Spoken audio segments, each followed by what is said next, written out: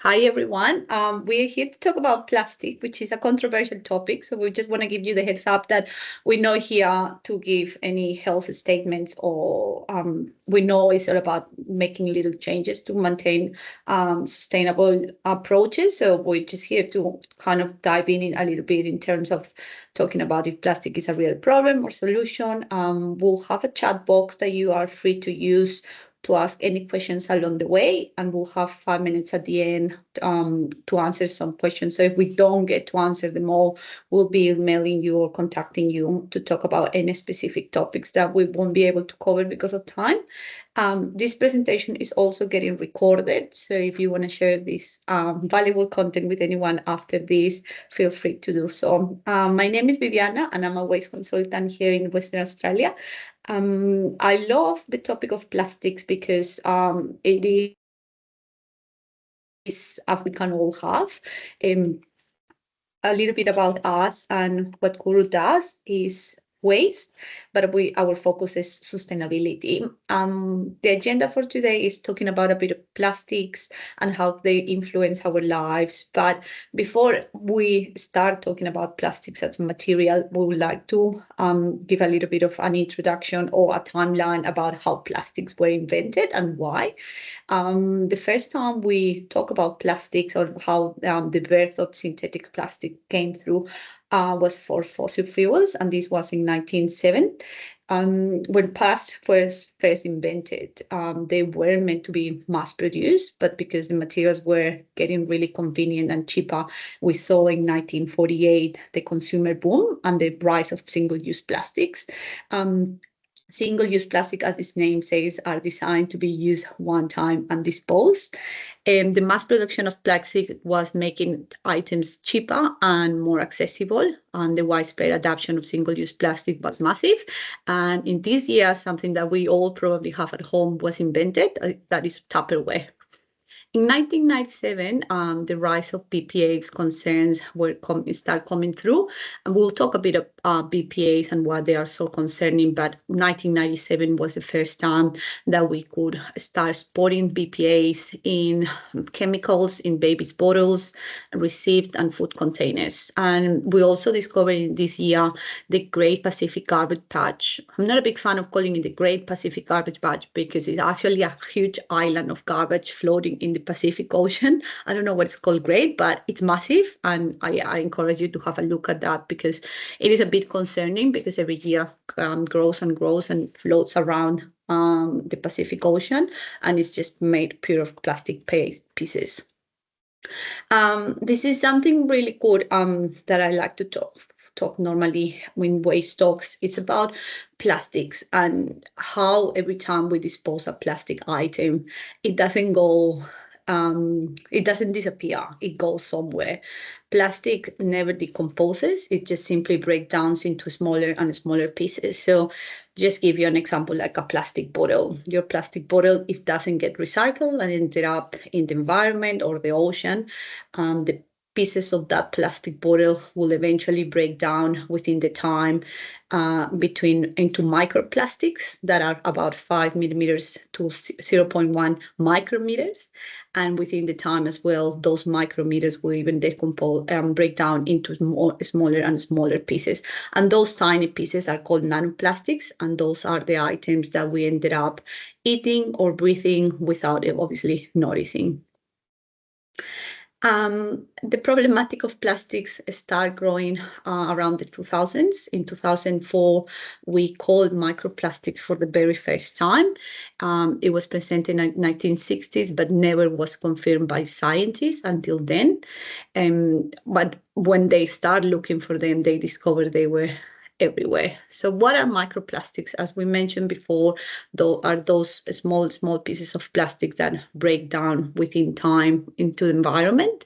They are smaller than 5 millimeters wide, and they are about 50 to 31 ocean plastic pollution. So every time I go to the beach and people say, oh, the ocean looks clean because we can't see any plastic containers floating when we go for a swim. Unfortunately, those plastics are breaking down and are underneath, so where we can't see it. And that's how lots of marine animals get to eat it because they get confused with seafood. Primary microplastics are intentionally made for cosmetics, cleaning, and personal care products, and secondary microplastics form a larger plastic disintegrated, make it pass more plastic pollution. So yeah, heads up, girls, most of our makeup products do contain microplastics, especially if they are not certified BPA microplastic free. And I think I have a slide next. Yeah. So what are BPAs? And it's really important because that affects our health directly. So in 2010, voluntary phase out of BPA plastic was made in Australia, which means business were switched into BPs, but there are not much studies around what's a better alternative. Putting this into simple words, we discovered in 2010 that BPAs were entering babies' milk through these bottles. So there start being some regulation about it, but studies haven't confirmed whether that regulation has been having positive outcomes yet. What are BPAs? BPAs are chemicals that are used in polycarbonate plastics, and the harm for our body is that when they get into our systems, they disrupt our hormones. So they're found in water bottles, in tableware, in cans and receipts. So sometimes I laugh because people is like, oh yeah, I'm into sustainability. I've been reusing this water bottle for the last 3 weeks. And I get concerned because I think people do really want to do the right thing, but they don't understand that single-use items shouldn't be reused. They're designed to be used just once. So if you actually are refilling that a plastic bottle and you keep drinking out of it, it's likely that those plastics are breaking into your water. So please get yourself a reusable stainless steel plastic bottle and not plastic bottle. And the same with containers. I know, again, we try to do the right thing, but it's been discovered that tons of microplastics are found after a dishwasher cycle. So please do not wash any plastic items in your dishwasher. Can leach, and microplastic can leach from anything, can leach from packaging into your food. So do not ever warm food in a plastic container in the microwave, for example. And as I mentioned before, they disrupt our endocrine disruptor. What are the impacts? It's been proven, and there's studies out there that also can lead now microplastic with fertility issues, diabetes, obesity, and cancer.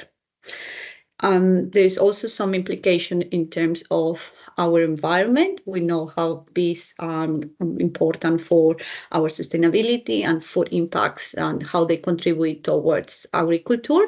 And it's been proved in May 2025 that microplastics were found in beehives across Europe. Impacts on the bees, they weaken their immunity, so the bees won't act as positive as they should in our food and in agriculture systems anymore.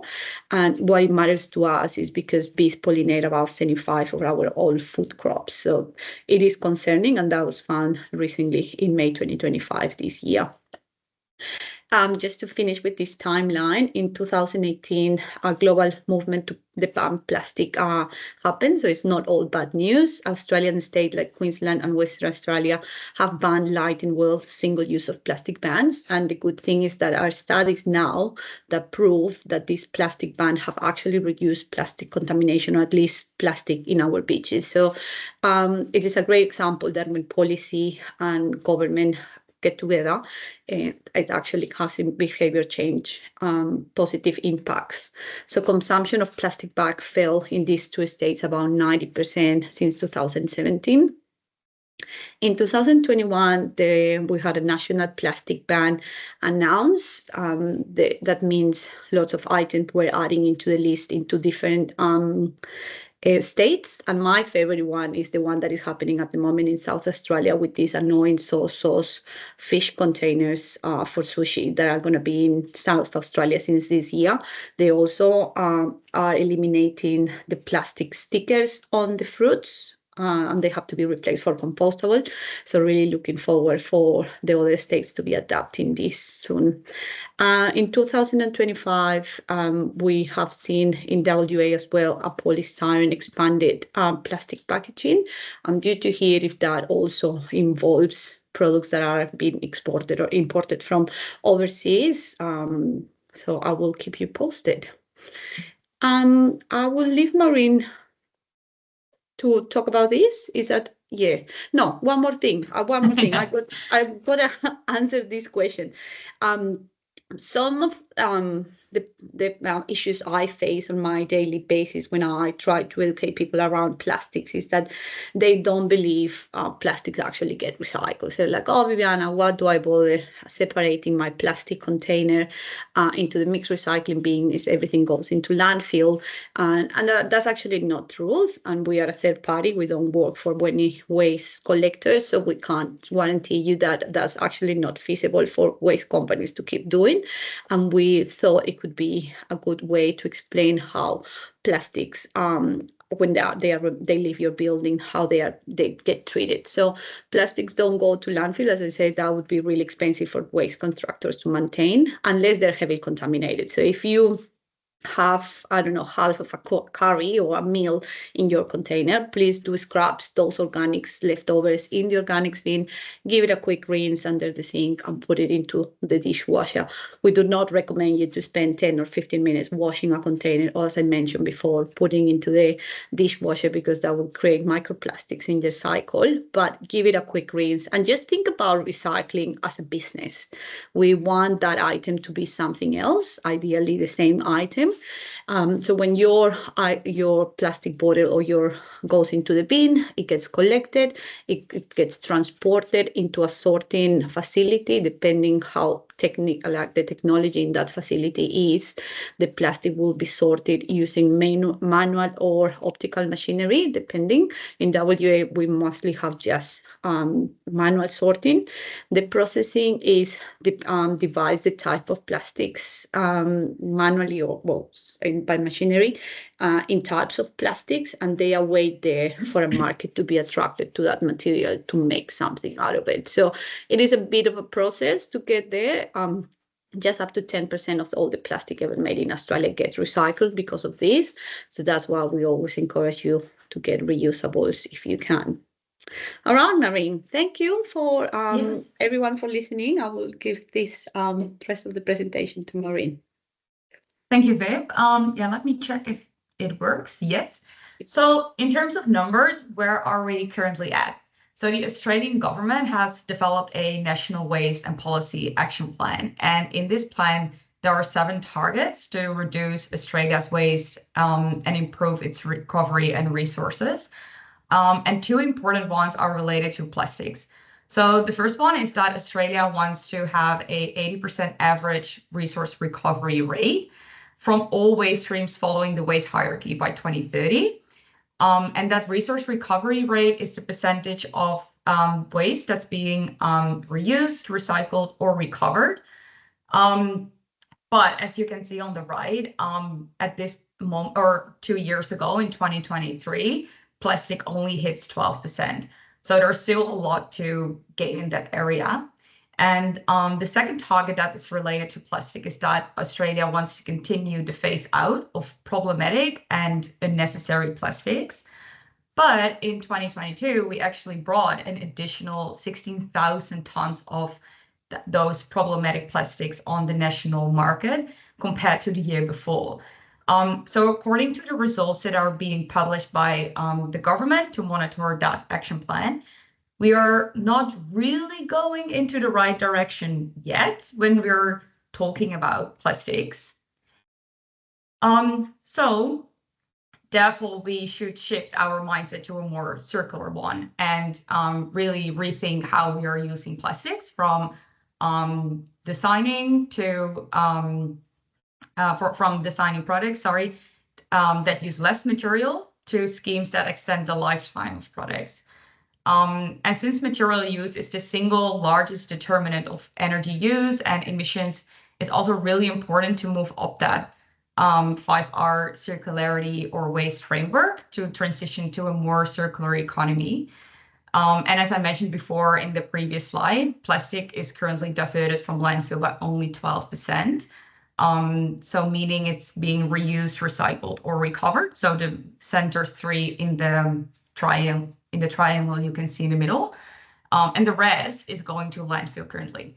And we see that recycling is the most frequently chosen strategy but reusing, or even better, reducing, are much more effective strategies.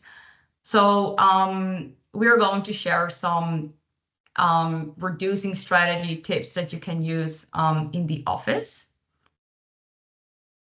Yeah, so what can you do as a business to reduce those single-use plastics in the office? And of course, there are a lot of different things you can do in the office to reduce single-use plastics, but here are a couple of examples. So the first one is to ban single-use plastics in the office.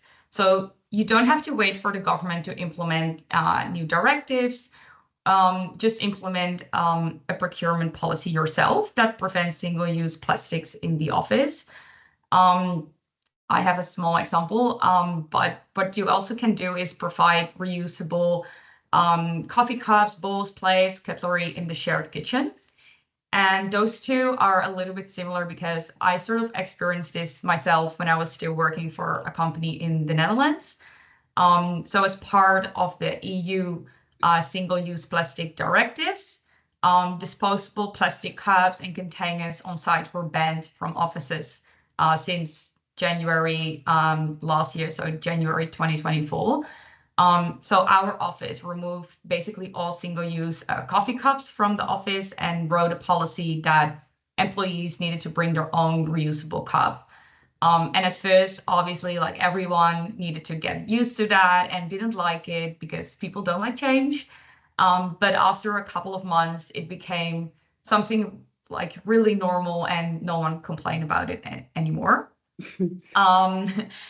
You can also encourage your employees or your fellow colleagues to bring your own lunch, or when colleagues like to take out or go out and get some takeaway food, maybe encourage them to bring their own container when they use that, or go out to take some takeaway food so they don't have to dispose the single-use food packaging, for instance, in the office. You can also organize a lunch. You can choose sustainable catering for that. So we have an example of a sustainable catering team that focuses on local and seasonal products and reduce packaging in their operations. If you still have these in the office, like please remove under desk bins because it will cut down the usage of plastic bin liners, for example. And usually these bins are often used for like all types of waste by employees that lead to contaminated waste and very little recycling in the end too. So it's best to get rid of them. And last but not least, you can also establish like a company-wide inventory and redistribution system to encourage like staff to drop off unused office supplies and collect from reuse corners in the office, for example. So if I have a lot of pens, I can drop them off in that corner and someone else can take them. We also have some tips to like avoid single-use plastics at home, but you can use them in the office too. And to do, have some tips to avoid microplastics, as Viv mentioned in one of her slides before. So again, bring your own cups, so you don't need to use a single-use coffee cup. You can use loose tea leaves instead of the tea bags, because in the tea bags there's plastics in that as well. And if you heat that in your hot water, it will release the the microplastics and you would consume them. In past July, we did a beeswax wrap campaign or an activity as part of the Plastic Free July campaign. So you can replace these cling wraps with beeswax, for example, for containers or food leftovers. And you can buy in bulk to avoid individually wrapped items. And some other tips to avoid microplastics is, for example, to swap your non-stick pans or utensils or plastic chopping boards for stainless steel or wood or bamboo. Also, as Viv mentioned before, like do not heat any plastic takeaway containers, for example, in your microwave. And you can check actually the material of your clothes. If it contains polyester, which is a plastic, and you throw it in the washing machine, it will get warm, it will release microplastics, and that will end up in our water systems.